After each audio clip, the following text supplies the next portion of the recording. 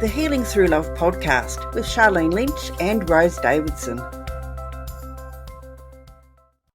Join Agata in episode 121 as we explore the profound impact of ending cycles of abuse and embracing a life of freedom, healing and empowerment. Holistic healing is, in my understanding, is, working with your soul, working with your soul purpose and diving much deeper than the surface here on planet Earth. And to me, the massive help that I've received and support was from my own ancestors and angels, because they are the creatures, the energy beings who their sole purpose now is to help and support human beings in their journey and give them the boost of love and unconditional support needed for them to carry on. So if you believe that there is much more in here than just your physical eye can see, and you open yourself up for a whole new level of support and love. Welcome to another episode of Healing Through Love. Each week, we share ideas, experiences, and resources to increase the awareness of domestic and family violence and to empower survivors to grow and thrive. We talk with experts who share their advice, or with people who have experienced abuse, no matter where they are on their journey. This is all about healing through love. And now, here are your hosts, Sharlene Lynch and Rose Davidson.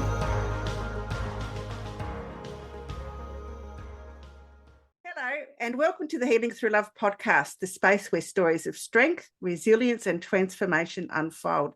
I'm your host, Rose Davidson, and I am honoured to be your guide on this journey of empowerment and healing. Today, we have a very special episode tailored just for you. Whether you're driving, sipping a cup of tea, or simply taking a moment for yourself, I want you to know that you are in a safe space. Healing Through Love is more than a podcast. It's a community. It's a beacon of hope and a reminder that you are not alone. In this episode, we have a guest who will share a story that resonates with the core of our mission, a story that illuminates the power of love, resilience, and the unwavering strength that lies within each of us. So settle in, take a deep breath, and let the healing journey begin. But before we dive into today's inspiring conversation, a quick reminder: if you find value in our episodes, consider supporting us by subscribing, sharing, and leaving a review. Your engagement helps us reach more hearts and spread the message of healing. And today my guest is Agata, and Agata is going to be discussing with us overcoming narcissistic abuse with the help of a holistic healing. And Agata is, Agata is a holistic coach and a therapist who is of service to women who, like her, have experienced domestic violence and narcissistic abuse. For 5 years, 5 years ago, she fled her DV with her 3-year-old daughter and was placed on an intensive journey and healing and rediscovery, reconnecting with her spiritual gifts and understanding her role in the family as a cycle breaker. She is dedicated to inspire and help other women end cycles of generational abuse. She calls herself a unicorn in a field full of horses, which beautifully describes her personality as well as her mission on this planet. Agata, thank you so much for joining the Healing Through Love podcast. It's lovely to meet you. Thank you. Thank you so much for having me. I don't want you to, dive too deep into your journey, but, how did you find yourself doing what you're doing today? Well, that was, I feel, it was like a shower, like a very cold shower, when I got to the place when I was very honest with myself, and I realized that I cannot carry on, I cannot carry on bringing the abuse to the future generations of my lineage. I do not want the same future for my daughter, as I experienced, as every single woman in my family experienced before me. You know, I was the first one to put a stop on it, and thanks to me being ready, sending the signal to the universe that, okay, I am ready for change. I am that change that will then benefit myself, the situation of me, of my family, and then also for the future me. That was the moment when I realized, you know, I have been carrying this on generation by generation, and I don't want to continue. And I have been placed on a path of healing and rediscovering my gifts, because when I was a little girl and I told my caregivers about the things that I've seen, about the things that I knew and I felt, and you know, it was not really welcomed, right? I was made to feel like I was different, I was weird, I was, you know, what I knew was even a bit dangerous, right? So I have pushed it very deeply inside me, and being able to stand right there and then ready, I have rediscovered, you know, I have met many beautiful souls all along my journey who reminded me that you have the gift and you can heal yourself, and thanks to healing yourself you can help others. Absolutely. And generational trauma really is something that a lot of us live with, and you know, it's really hard to break that cycle. I know I did that with my children. I grew up in a violent home, and I was sexually assaulted by my father over a number of years. So I didn't want to bring that abusive behavior to my children's world. Mm-hmm. And so I do know how to break that generational cycle, but it's hard for a lot of us because we've lived with it for so long. You know, so overcoming, you know, that and changing the pattern of abuse within the family, it can be quite difficult. Absolutely, especially because when you are born within your family, you are inheriting all of those karmic cycles, and it's something so natural, right? It's something that is already there, so why would you change it? And as well, I feel like it's extremely important to say, you know, if there is an abuse going on within a family, then it is so often not spoken about, right? Because it's within a family, so it's a secrecy, right? It's secret. It's, you know, nobody speaks about it. No one is being called out until the moment when the cycle breaker arrives, right?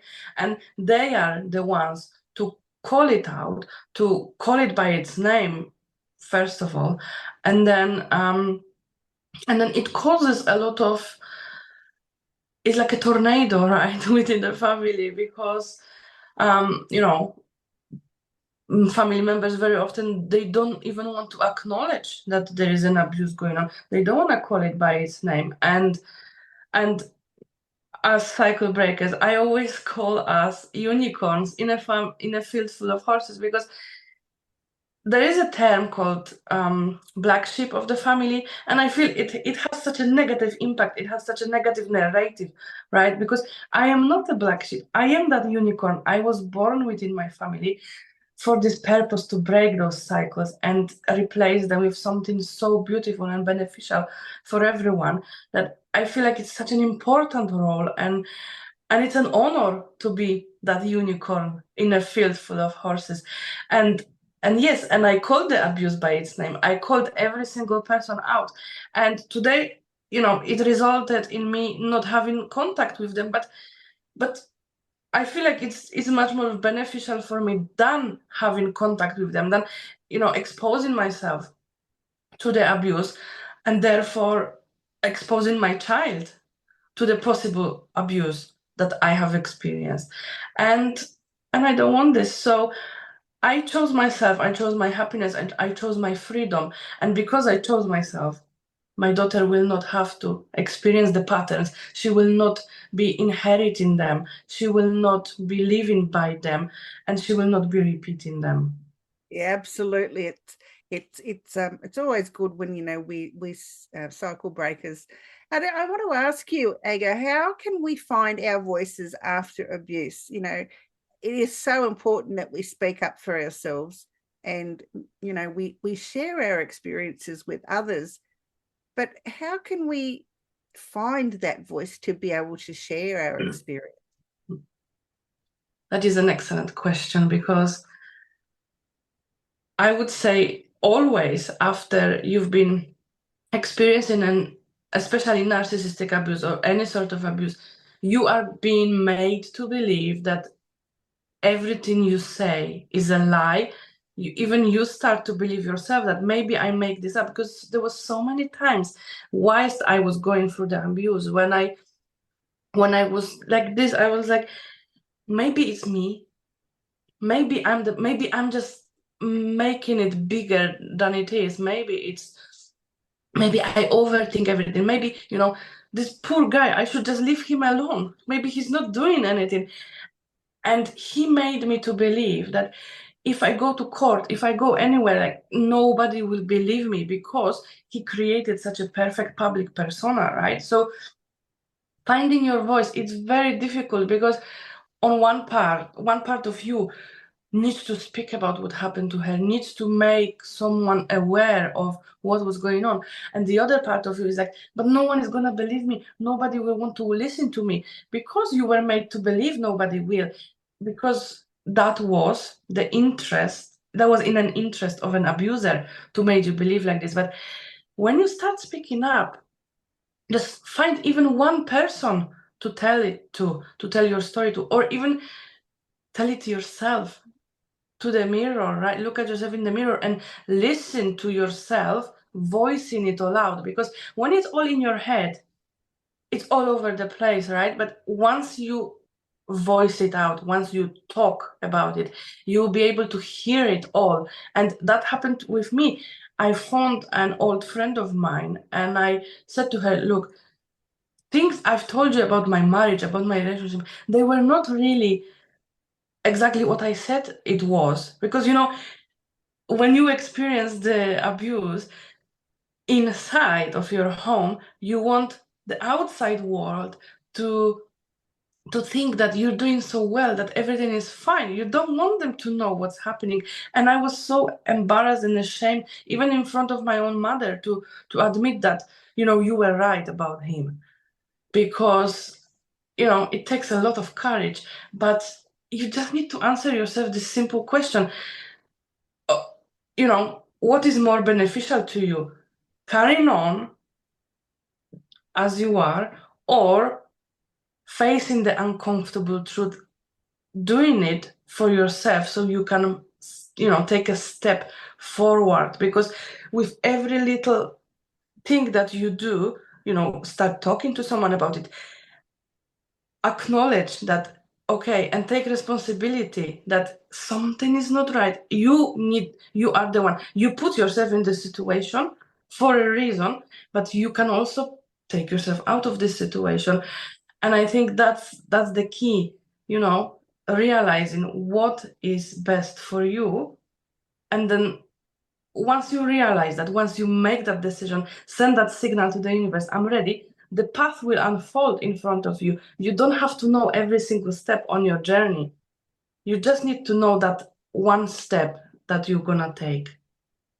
Yeah, absolutely. I came to the realization at the beginning of this year that I'd been living in an abusive relationship for the past 30 odd years.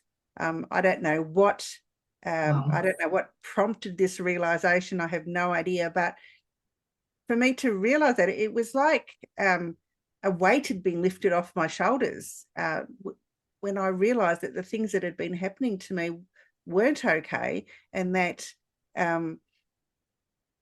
the abuse was so subtle that, you know, I hadn't realized it. I don't know whether I'd read something somewhere, or it just came into my view that this was what was happening to me. But, you know, for 30 odd years I've been living in this abusive relationship and not realized it. And maybe or perhaps I had realized it but didn't want to believe it.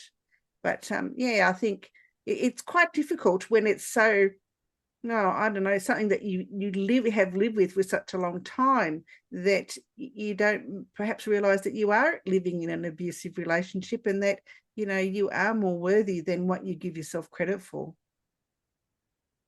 Absolutely. And when you realize that, it is like you've said, the weight is being lifted off your shoulders.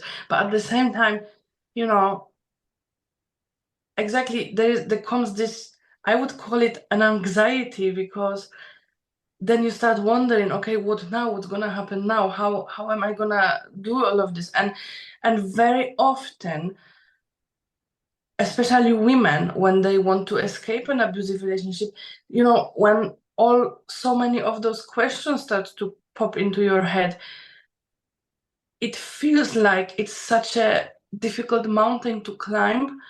And unfortunately, very often people choose to stay in the abusive relationships because they already know what they can expect. They already know that feeling, they know the situation, they know the energy around all of that.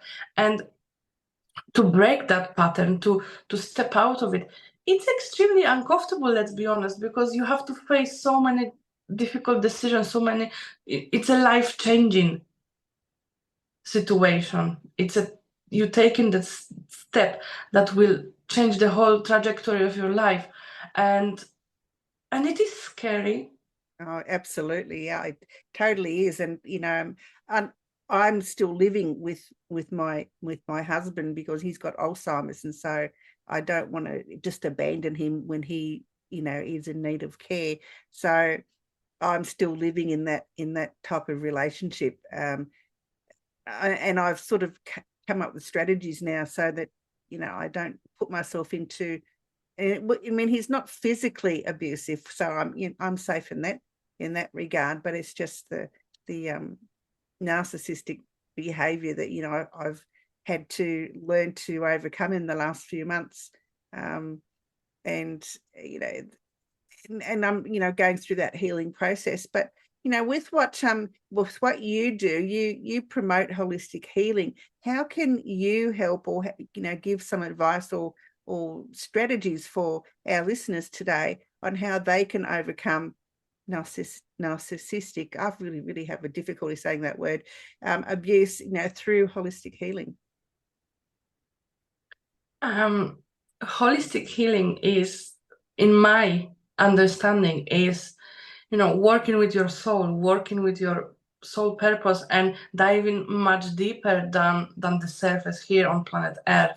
And to me, the massive help that I've received and support was from my own ancestors and angels, because they are the creatures, the energy beings, who their sole purpose now is to help and support human beings in their journey, and give them the boost of love and unconditional support needed for them to carry on. So if you believe that there is much more in here than just your physical eye can see, and you open yourself up for a whole new level of support and love, and like I said before, work of a cycle breaker, it could be very lonely, because, you know, it could get to the point when none of your family members or old friends will speak to you. And when you open yourself up for support of your ancestors,